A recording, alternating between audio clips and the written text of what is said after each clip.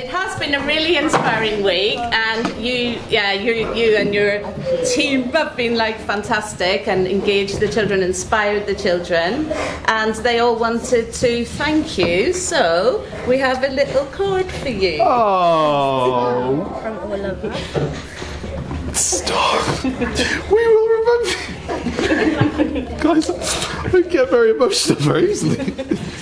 No way! Did you all put a note in here? All of us.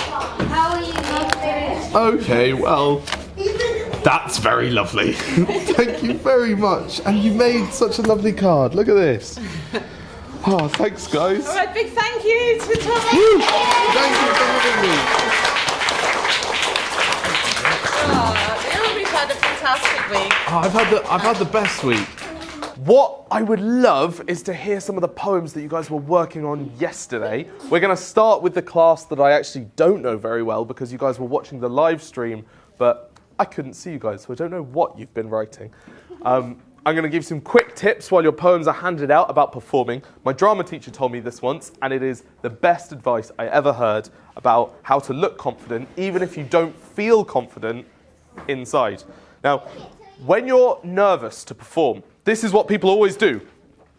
They pace, and their arms are by their sides, and they kind of say their poems. What you actually want to do is flip it. You want to do the exact opposite. You want to put your feet as if they're tree trunks, and even if you wanted to lift your foot from the ground, you can't. You are completely stuck. You are rooted. So your legs stay like this, and actually you want to do movement with your arms. So if you're holding your poem, you want to go, it was a world of waste and wonder, of poverty and plenty. It was back before we understood why hindsight's 2020. You see, movement in the arms is makes you look very confident, and movement of the feet doesn't. So try and flip it, but we don't expect Rome to be built in a day. We don't mind. We're going to be kind and we're going to be supportive to all the performers, because ultimately what we want to do is just hear the poems from, there you go, my friend, from our classmates. Okay? Good morning, Charlotte. 3, 2, 1. I can't wait to hear your poem. War, destruction, fire and death. People are taken from this world. Diseases spread and guns are shooting. People slip up and lose their footing. All of this happened at war. A small red flower pinned to our chest. Its spirit never dies, unlike the rest. Massive round of applause for Charlotte. Charlotte, bring it in. Massive round of applause. Charlotte, that was an absolutely wonderful poem, and going first is hard, and that rocked. Good morning, Denzel. 3, 2, 1. I can't wait to hear your poem. My great-great-grandfather served in World War I and died in World War II. He might have felt anxious, scared and worried. But I remember him and I feel proud of him because he fought for everyone.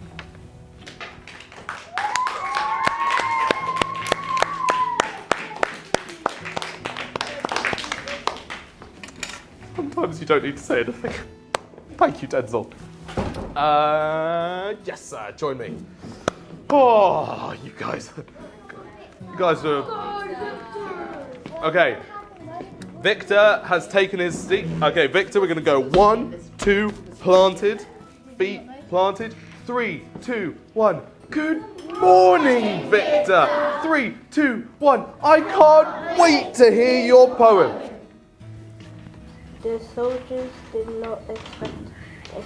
They thought to themselves, how can a flower grow in a war? Bring it in, Denzel. Bring it in, Victor. Massive round of applause for Victor. Thank you. I know it is Isadora. 3, 2, 1. Good morning, Isadora. Isadora, left foot, boom. Right foot, boom. I can't wait to hear your poem. I'm in my room, it's stuck, I'm alone. I wish the sun made me happy again.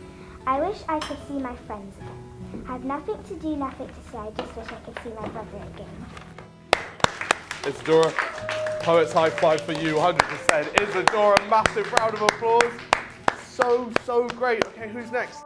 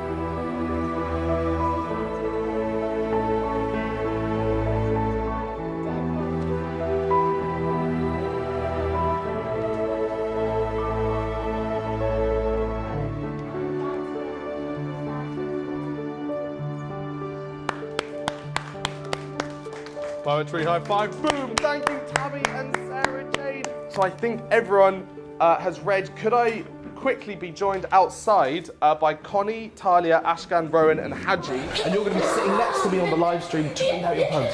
So we're all okay with this? Okay, so that's the reason we don't have them now, so we're not going to read them in there, but because your classmates are going to see them on the screen when they're being read out.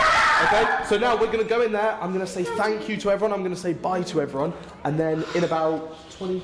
Yeah, what we're going to do is you're going to have a little bit of time. You're going to have a little bit of time with us because we want you to feel ready. So you're going to have time to read through your poem again, have a little practice with one of us. Is it right? I'm going to read my second one, or can I read both?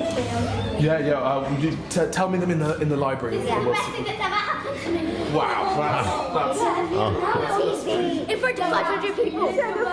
No, 500. Listen, 5,000. in the library. Yes, this is definitely the best thing that ever happened to me. And this is the first time.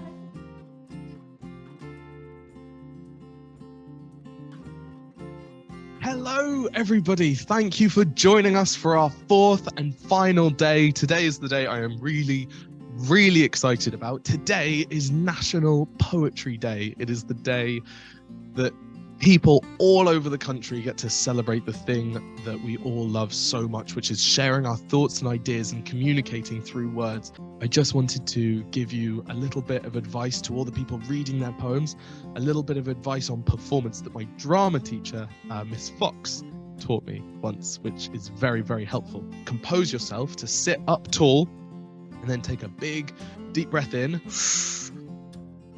and a big breath out. And then to begin, Haji, take it away. Poppies are small and bright, red and nice, always on battlefields all day and night. That was really nice, Haji. And I remember on the first day you said to me that you weren't sure if you'd even be able to write a poem. And here, look, 3 days later, you've got this wonderful thing. Next up, we have the footballing sensation that is Ashkan. I'm glad that there is no war so I can play football more. I heard it on Christmas Day they pause the war so football can play. What I just wanted to say before you dash off, Ashkan, is what's really nice is we were thinking at the beginning of this week about how we can either write about what we're interested in or sometimes subjects are set for us. And Ashkan really wanted to write a poem all about football. Now, what's amazing is Ashkan wrote me this wonderful poem all about football and how much he enjoys playing football. And actually, I told him that in World War I on Christmas Day, they actually stopped fighting so that they could play football in no man's land. So we were able to tie our own interests into the themes of the day. Massive well done to Ashkan. Good job, buddy. Let's give a warm welcome to Connie. The battlefield. A strange veneer of calm due to an eerie silence caressing a once noisy and bloody area that had guns sounding every minute. Now, it's just quiet. But there is life. Amongst all the sorrow and lost, poppies. That's lovely, Connie, and that's really thoughtful, and you really understood the what we're all thinking about. Thank you, Connie. Massive round of applause to Connie. Good job. Very good job. All right, next up we have the superstar that is Talia. Talia, let's show some warmth for Talia. Tech people in the room. Just because we're not in a football stadium doesn't mean we don't shower Talia with encouragement and praise. Talia, how are you feeling? I'm feeling fine, thank you. Let's all listen to Talia's poem, Poppies. Poppies are small, bright red flowers with a symbol that shows remembrance. I am thankful for the people that fought for our country and may their souls rest in peace. Thank you very much, Talia, for putting your thoughts into a poem and for sharing it with us all today on National Poetry Day. Another bit of warmth for Talia. Thank you, Talia.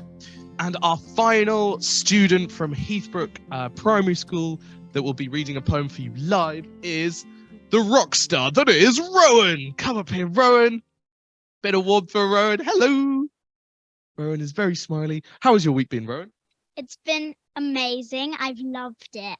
Oh, that's very lovely. Let's all listen to Rowan's poem. There were people near 100 years ago who fought against their will for England, yes, but others too. They lived and died just like you. The fight they fought we won't forget. The lives they lived were full of war, nothing more or less. battling for a future they would never know, dreaming of the hope, trying to give what they hadn't got, would never have, for next day all they knew, they could die, would die, not in vain, for the day they fall, new life begins. Poppies, blood red, grow in place, stand strong, oblivious to all, the death that then took place, or rather that because of it, they now stand there today, sending out a silent message, you are not alone. From every sorrow comes a beauty, every sadness comes a joy, and from every body grows a poppy. The war ended, but the fighting stopped not then far from them. Wars and feuds continued to arise, and we stopped not to think, but on Remembrance Day we think, remember who were lost. Just take a second to recall all those that came before. Oh, Rowan, that was absolutely wonderful. Can I just see, what's this, Rowan, what's this line that you read that I can't stop? From every sorrow comes a beauty, every sadness comes a joy, and from every body grows a poppy. How old are you, Rowan? 9, almost 10. 9, almost 10. Okay, well, that's very concerning because I'm going to be out of a job soon. Rowan, what were you thinking about when you wrote this poem?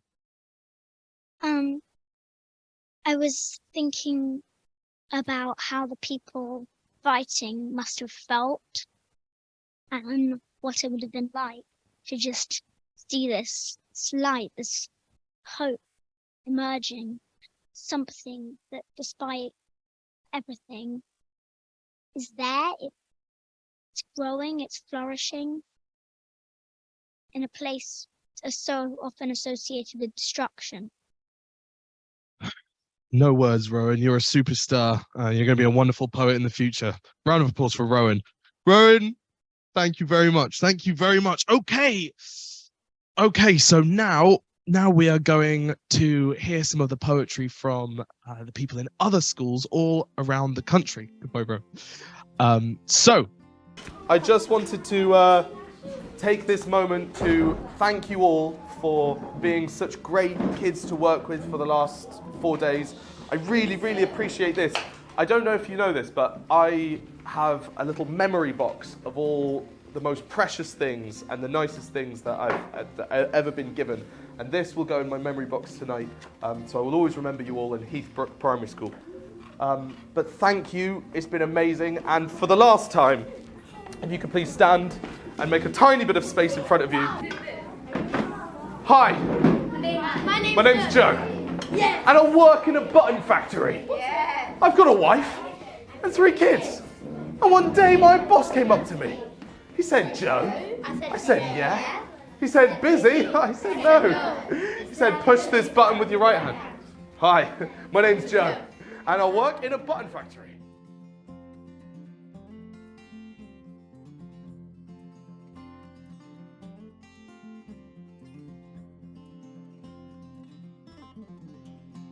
Thank you, Heathbrook Primary School. You have been amazing.